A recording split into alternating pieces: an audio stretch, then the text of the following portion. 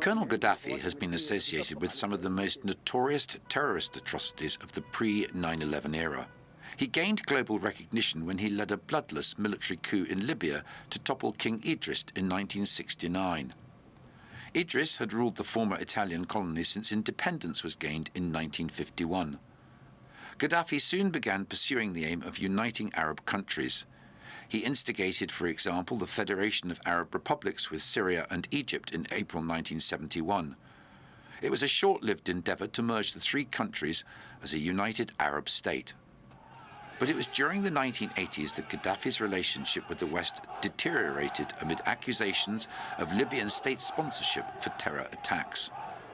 In 1984, WPC Yvonne Fletcher was shot and killed in London from within the Libyan embassy. Then, in 1986, there was the bombing of a Berlin nightclub in which 2 United States Marines were killed. The attack prompted President Ronald Reagan to launch airstrikes on Tripoli, and Gaddafi's adopted daughter was among 35 Libyans killed in the raid. 2 years later, on December the 21st, 1988, came the most notorious incident of all, the bombing of Pan Am Flight 103 over the Scottish village of Lockerbie, killing all 270 people.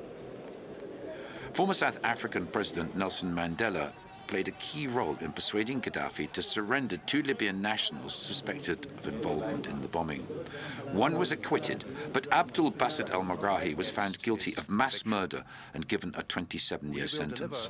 In March 2004, Tony Blair visited Gaddafi's tent in Tripoli after Libya announced an end to its weapons of mass destruction program and agreed to short notice checks of its nuclear sites by UN weapons inspectors.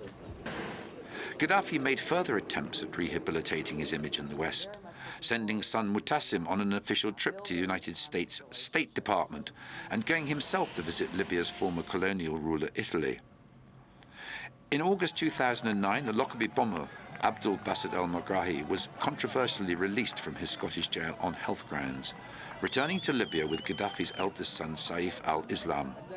A month later, in his first visit to the United States since taking power, Colonel Gaddafi addressed the United Nations General Assembly in New York with a speech that rambled on for 1 hour and 35 minutes. لأصحاب المقاعد الدائمة يحميهم ويستخدموه ضدنا وبالتالي لا يسمى مجلس أمن مجلس رعب.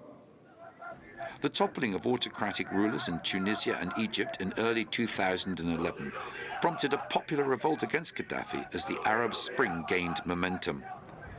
Gaddafi's violent crackdown on these initial protests sparked a civil war, which in turn prompted the Arab League to call for a United Nations no-fly zone over Libya. Not seen in public since an airstrike hit his compound in Tripoli on May the 1st, and with the capital surrounded by advancing rebels, the colonel's 4 decades of power may soon be coming to an end.